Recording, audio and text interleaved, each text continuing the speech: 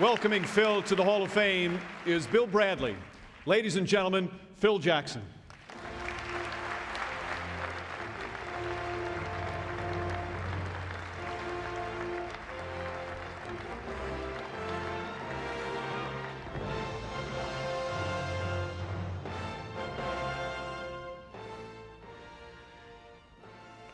For those that you remember, that was the BF. I gave the ball to Bradley off a baseline pick, and he hit it for 2. Bob McAdoo, you got hit for about 42 one night on that, I think. Wow, that's emotional. I almost got broken up just watching that. That was great. Thank you, Hall of Fame, for putting that together. Well, it's a terrific night. We've had some entertaining moments tonight, some great talks by coaches. And all of us know it's a player's game. But tonight, as a coach who's coming back having played in the NBA, I feel that it's a great responsibility to give this game back to the players and understand it's their effort. And that's what I learned from Red Holzman. Tonight, I want to say some quick to-dos to many people that have vaulted me on this path. The people that I've worked for, the organizations I've worked for, from the Albany Patroons, the Quebradillas Pirates, the Isabela Gallitos, the terrific years with the Chicago Bulls, and of course the incomparable LA Lakers. My coaching staff, who have been with me in the trenches and been unified in a team attitude that's taught our team how to play together, and the GMs that have been with me to try and conspire to get players that wanted to play together. That covers the bases in all one paragraph. But for those of you who don't Google, I think I have to personalize this just a little bit. My family of origin is something I'd really like to thank. Both my parents were ministers. My father befitted the term a Christian gentleman. My mother was a competitor. She was the captain of her high school basketball team, and probably the most competitive person I've ever known or ever coached. I have 3 siblings, a deceased sister, and 2 brothers, Chuck and Joe, that were 4 and 6 years older than myself, that brought me along and taught me how to play a lot of games. And they saw that competitive edge that I had as a child, and they made sure that it was honed to a fine-tuned value. The coaches I've had my educational years, my high school coaches, both Petersons, H.L. and Bob Peterson. H.L. taught me, no pain, no gain, and Marine. And Bob Peterson, my high school basketball coach, taught me there's joy in this game and the pleasure of playing it. I've got probably 6 teammates that are in Colorado, in Steamboat Springs this weekend, Coyotes that were on a championship team with me. We usually take this weekend out of the year to reminisce and have a good time. Hello to them.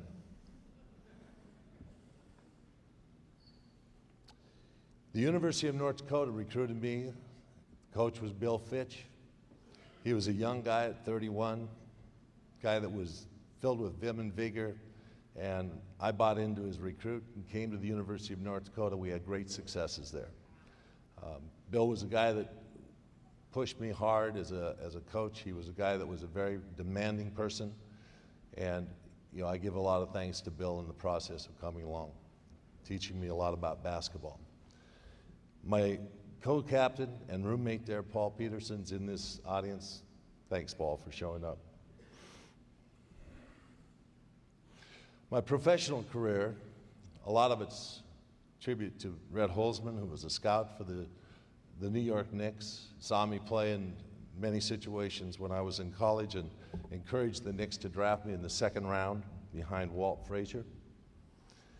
Early in my rookie season, Red was named as the head coach, and he allowed me to play with all these Hall of Famers that are here tonight: Earl Monroe, Walt Frazier, Bill Bradley, Willis Reed, Dave DeBusschere, Jerry Lucas, Cazzie Russell.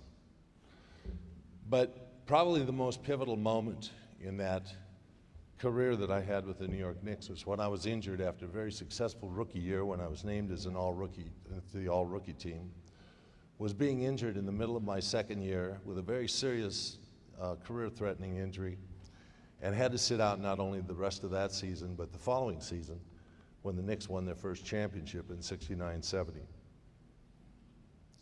Red not only encouraged me to stay a part of the game, but he also taught me a lot about watching the game. He would say, you know, this is not rocket science. Defensively, you try and stay in front of a man. Offensively, hit the open man. He was a no-nonsense guy. Basketball for him was a game that transitioned from the playground, and the offensive systems that were being used at that time were just something that he thought happened all the time. Red made me the guy that diagrammed the plays. And people that know me know I'm not much of an X and O guy, but Red recognized the fact that I had a love for concepts and a love for the game. My coaching career, although aided by Red, actually started when I was with the New Jersey Nets, and Kevin Lockery encouraged me to be a player assistant coach on that New Jersey Nets team. After a stint there with the New Jersey Nets, I left to head coach for a few years in the Albany Patroons and then Puerto Rico with the Quebradillas team and with the Isabela team. Those were times when salaries were $20,000 a year. Times were pretty tough, but I felt that being a head coach was probably better for me and my personality than staying with the NBA and being an assistant coach, and I think it paid off. After I came back to the NBA, I was fortunately hired by the Chicago Bulls and was on Doug Collins' staff. And that gave me 2 years of a graduate degree in basketball history. With Tex Winter and Johnny Bach as assistant coaches, the two elderly gentlemen, one from the East Coast, one from the West Coast, taught me all the basketball that they could remember and all the basketball they knew. I got a great education. My thanks to both Jerry Reinsdorf and Jerry Krause, for trusting in a person that was inexperienced to take over the Chicago Bulls team that roared to some great successes in the decade of the 90s. It was a result, of course, of the magnificent play of Michael Jordan, who had the insight to incorporate his teammates, those lesser angels, into his realm. Also to Scottie Pippen, who was a dynamic duo alongside of Michael Jordan. Both of them great offensive and defensive players. The many Bulls that contributed to those teams in the first three-peat, Johnny Paxson, B.J. Armstrong, Craig Hodges, Bill Cartwright, and of course that second group that was anchored by the court jester Dennis Rodman, Luke Longley, Steve Kerr, Ronnie Harper, Judd Bushler, to name a few of those players. Those years ended and a new era began. The fortunate aspect of going to coach another team that was ready to win the championship.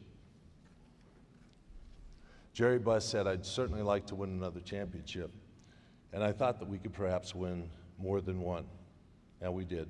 The Lakers matured, and I was able to watch a team come into fruition. They were not only capable of winning, but being a dominant team. Who could have been more fortunate than I was to have stumbled into this kind of success? Shaquille, Rick, Kobe, Robert Ory, Ronnie, Harper, Fish, thanks a lot for stepping in and helping out. The coaching staffs that have supported me all of these years has been anchored by Tex Winter, the innovator of the triangle offense, and I know of nobody that loves basketball more than this gentleman.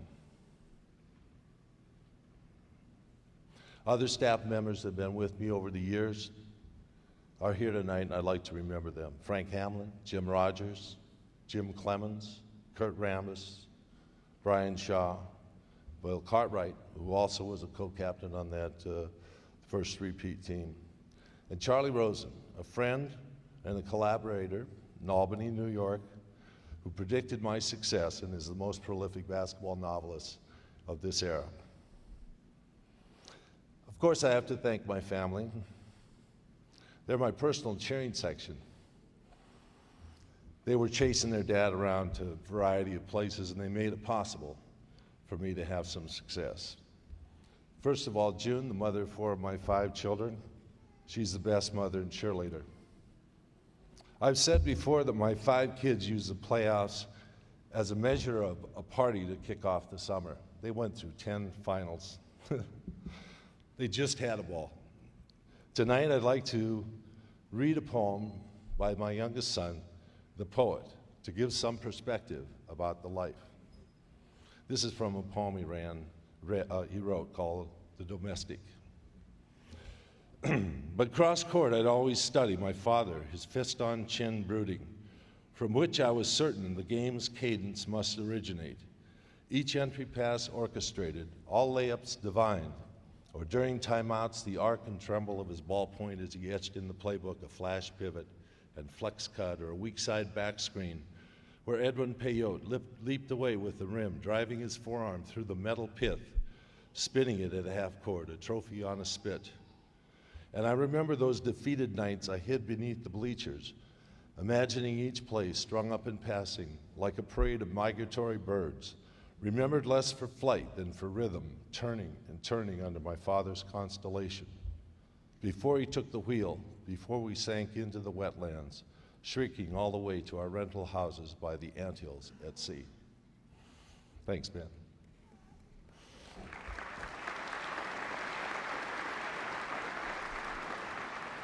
I think I should have my family stand up. They're all down here in the front row with their 2 grandchildren that I have. Come on, stand up, you guys.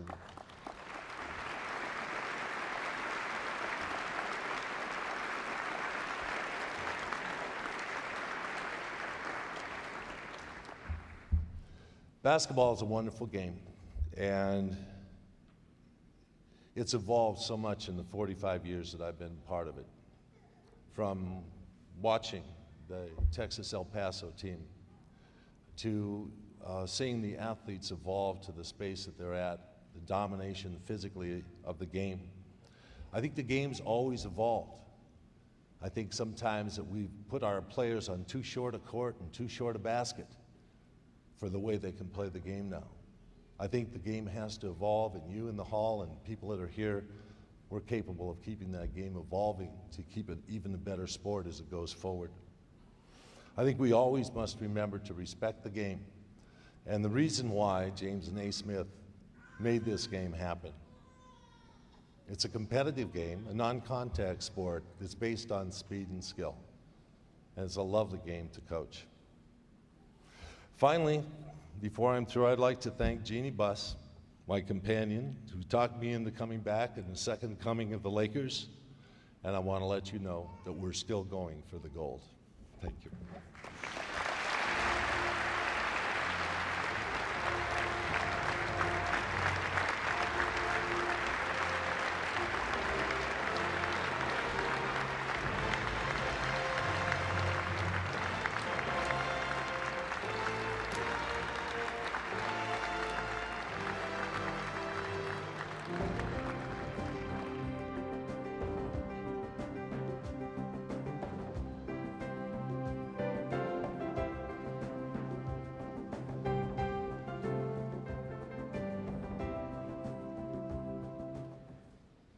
PJ, congratulations.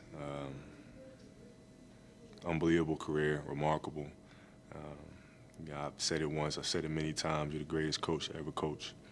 And might be a little biased, but I know personally I've learned so much from you and continue to learn so much from you. And I want to thank you for that, and I want to congratulate you on being the best. And wish I could be there for you on that day. Commitment carries me across the waters to Asia. But I'm there with you in spirit, and I just want to thank you. I know we've had our moments, but the amount of respect that I have for you is the highest I've ever had for any coach. And I just want to let you know that. I want to thank you and congratulate you on being the best.